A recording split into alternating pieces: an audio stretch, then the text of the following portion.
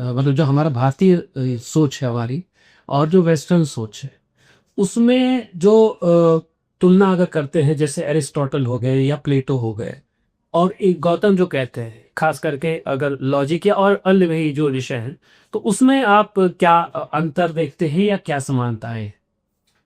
Eastern दर्शन और western philosophy, ये पहले दो शब्द में ये दो कैटेगरी बटेगी। उनका फिलॉसफी दर्शन नहीं है और हमारा दर्शन फिलॉसफी नहीं है। ये दो अलग अलग अलग कैटेगरी है, ठीक है। वो आप डिपार्टमेंट बना दो कॉलेज में तो आप ट्रांसलेशन में लिख देते हो, लेकिन एक तो दो अलग विषय ही है, ये सबसे पहला बात, ठीक है। और फिलॉसफी माइंड का फंक्शन है, मन के स्तर पे, बुद्धि के स्तर पे जो सोचा जाए, किया जाए, उससे फिलॉसफी डेवलप होती है। तो स्कूल ऑफ थॉट हम कहते हैं। एक मनुष्य का अनुभव बहुत जबरदस्त हो सकता है, उसका ऑब्जर्वेशन पावर बहुत अच्छा हो सकता है, उसने अपने जीवन के अनुभव के अनुसार कुछ ऑब्जर्व किया पैटर्न सोसाइटी में, समाज में, और कुछ व्याख्याएं दी, फिलॉसफी दी, ठीक है। तो प्लेटो ने कहा कि जो कॉन्सेप्ट है, जो आइडिया है, वो सुप्रीम होता है, ये जो रियलिटी है इससे ज्यादा।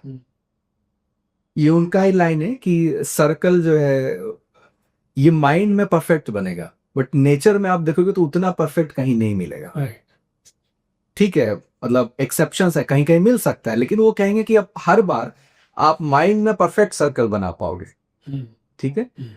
उसी तरह रेक्टेंगल है, तो ये कहेंगे कि नेचर इम्परफेक्ट है, ठीक है। प्रकृति को नीचे का नेचर और माइंड हो गया सुप्रीम। तो ये बेसिस हो गया वेस्टर्न फिलोसफी का, माइंड ऊपर आएगा। तो जहां पर ये बोलता है आइडिया ऑफ इंडिया पे मुझे विश्वास है, आइडिया ऑफ डेमोक्रेसी, तो जो घट रहा है उससे ज्यादा बेहतर यह है कि किसी लेखक ने इतने अच्छे विचार दिए, उन विचारों को जमीन पर उतारो। ये अप्रोच होगा वेस्टर्न थॉट का। वो हमेशा बोलेंगे कि दिस आइडियलिज्म जो है, इसको क्यों नहीं हम एग्जीक्यूट कर पा रहे, ये प्योरेस्ट थिंग है, राइट। और यहां हम बोलेंगे कि माइंड जो है, बीच में रोक रहा हूँ, मुझे याद आ रहा है कि जब हम लोग स्टूडेंट थे और प्रैक्टिकल्स करते थे, तो उसकी थियोरी लिखनी होती थी और उसका प्रैक्टिकल डेमोन्स्ट्रेट करना होता था। तो थियोरी में हम लोग सारा कुछ मालूम होता था कि आ गए is equal to I L ये वो, और ग्राफ का मालूम है, स्ट्रेट लाइन बना देते थे, हो गया। जबकि हमें बताया जाता था कि जब आप एक्चुअल रिकॉर्डिंग्स लोगे तो एकदम से वो बराबर नहीं आएगा, थोड़ा थोड़ा वेरिएशन रहेगा, वो स्ट्रेट लाइन वैसी नहीं रही, जिग जैग थोड़ी थोड़ी थोड़ी रहेगी, लेकिन ओवरऑल स्ट्रेट लाइन रहेगा।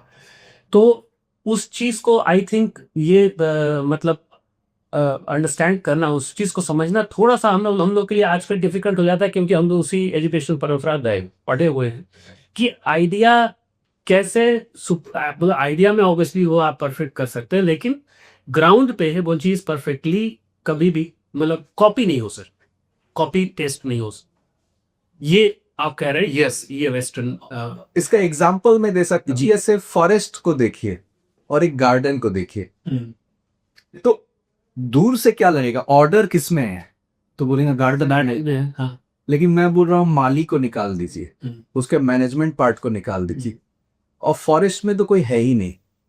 तो फॉरेस्ट इज रीजनरेटिव ना, तो ऑर्डर वहां है, गार्डन में नहीं है। तो गार्डन को मैनेज करना पड़ता है एक्सटर्नली, सेल्फ गवर्नड नहीं है। लेकिन दूर से ये ऑर्डर लगता है कि ये एकदम छाटा हुआ है, प्रॉपर सुंदर काटा हुआ है, घास ऐसे पर डे आप लॉन मूवर से ही कर रहे हो, लेकिन इसमें केओस है, इसको आप जबरदस्ती इंट्रोपी को मतलब मैनेज कर रहे हो। फॉरेस्ट सेल्फ थ्राइविंग है, लेकिन केओटिक दिखता है। और हम ऐसी किसी भी चीज को जंगल राज कह देते हैं कि जंगल राज है, मतलब कि वहां कोई कानून व्यवस्था नहीं है। Yes yes, but jungle is की गवर्नेंस नहीं चाहिए होता है उसमें, एक्चुअली मतलब ह्यूमन लेवल पे तो नहीं चाहिए, इंसान की तो कोई जरूरत नहीं, ठीक है। अब ईस्टर्न जो भारत में अगर हम आते हैं, तो वो दर्शन को ला रहे हैं, और वो क्या बोल रहे हैं कि माइंड में लिटरली ठेठ बात हम बोले, वो औकात नहीं है, ये हम रियलिटी को माइंड के स्तर पे कंप्लीटली एक्सप्लेन कर पाए। हाँ। तो क्या करो, कुछ पैटर्न्स को ढूंढो, चल क्या रहा है ब्रह्मांड, ठीक है। तो एक चीज जो कॉमन है वो है रिपीटिशन, बहुत चीजों का रिपीटिशन है। सूरज का उगना डूबना हमारे लिए, चांद का, एक फ्लो है, नदी ऐसे ही बहती है, दिन होता है, रात होता है, कोई जन्म लेता है, पालन पोषण होता है, फिर मृत्यु होती है, ये सब पैटर्न है। पेड़ का पतझड़ हर साल आता है। तो इसको इन्होंने कहा रित, एक रित है, एक लॉ है जिससे पूरी सृष्टि रिपीट कर रही है अपने आप को। ठीक है, इसको जब आप शब्दों से बोलते हो इसको सत्य कहते हैं, और इसको जब व्यवहार में लाते हैं उसको धर्म कहते हैं। अब जैसे आयुर्वेद के एंगल से मैं धर्म आपको बताऊं, यदि आप सूरज के उगने के पहले उठिए और सूरज के डूबने के बाद खाने का एक्टिविटी बंद कर दीजिए, खाना मत खाइए सनसेट का, तो आप हेल्दी हो जाएंगे। बेसिक है, क्योंकि यही प्रकृति का नियम है कि सूरज जब उग रहा है तब आप काम करिए और जब डूब रहा है तब आराम करिए। ठीक है, अगर इसको हम रिवर्स करेंगे तो हम बोलेंगे लाइफस्टाइल डिसऑर्डर आ रहा है, राइट, किडनी में प्रॉब्लम है, स्ट्रेस हो गया है, नींद नहीं आ रहा है, राइट, झुर्रियां आ रही है। तो आपने क्या किया, प्रकृति का जो रित है उससे सिंक नहीं किया अपने आप को, तो आपने एक हेल्थ का धर्म तोड़ा और उससे आपको हेल्थ डिसऑर्डर हुआ। तो आपको प्रिस्क्रिप्शन और इतने सारे रूल्स की जरूरत नहीं थी कि इसमें न्यूट्रिएंट ये ऐसे करना है, ऐसे सिंपली नेचर को ऑब्जर्व करिए जो चल रहा है और उसको अपने जीवन में उतारिए। वो धर्म, उसके रिदम को फॉलो करिए, और वहीं से रिदम आया। रित से ऋतु बना है, रित से रिदम बना है, रित से रीति बना है, ट्रेडिशन, परंपराएं, चीजें। लोग बोलते हैं कि इन परंपराओं का हम क्यों पालन करें, तो ये रित को कोडिफाई करके, देखिए हर कोई बैठा नहीं है ऑब्जर्वेशन करने के लिए, राइट, वो ऋषि बुद्धि नहीं है, तो आपको वही चीज तो एनालाइज करके एक डूज एंड डोंट्स के रूप में आपको कुछ मिलता है, सीधा सीधा आपको उसका पालन करना है।